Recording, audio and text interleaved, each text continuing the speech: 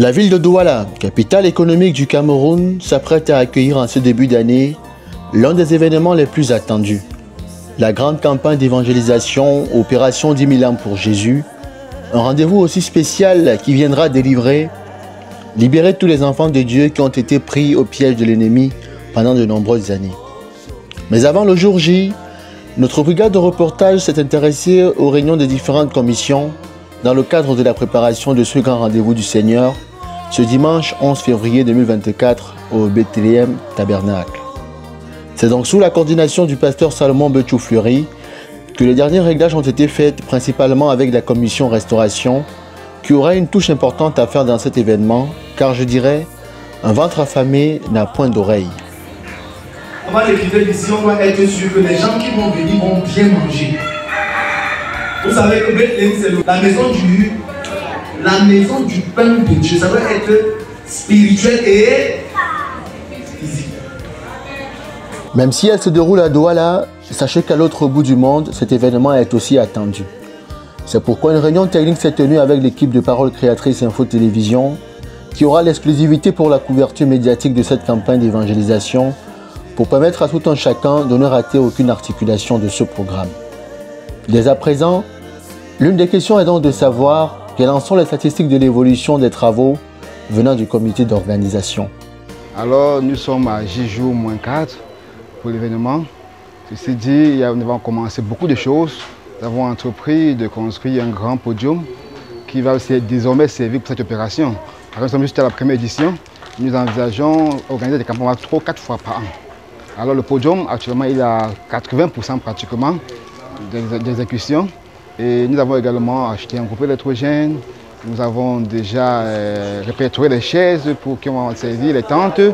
Nous avons répertorié, nous avons fait des affiches, 1000 affiches à 2. Nous avons fait 20 000 flyers.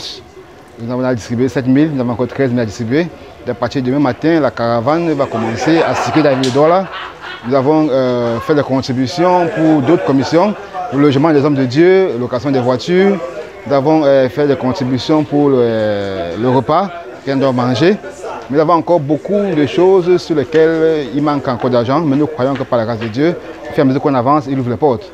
Nous croyons qu'à l'heure actuelle, nous pouvons se dire que nous sommes à 70% de réalisation faite et les 30% restants, par la grâce de Dieu, aujourd'hui, tout sera prêt.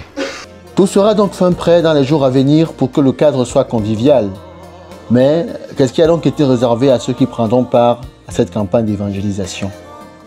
Bon voilà, shalom, que le Seigneur vous bénisse.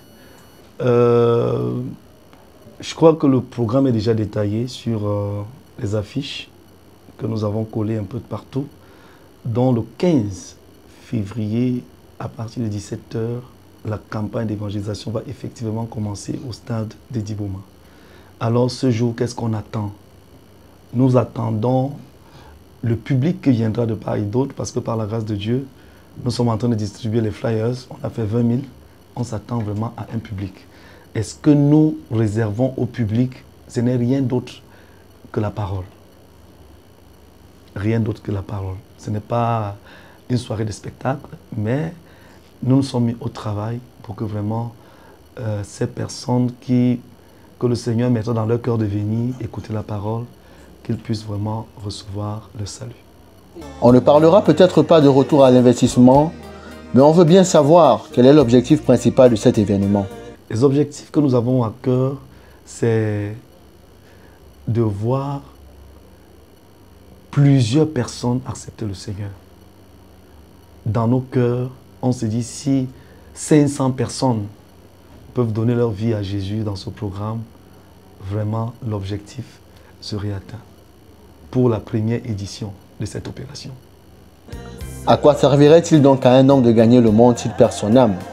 L'heure n'est plus au divertissement, car le Seigneur ne tarde pas à venir.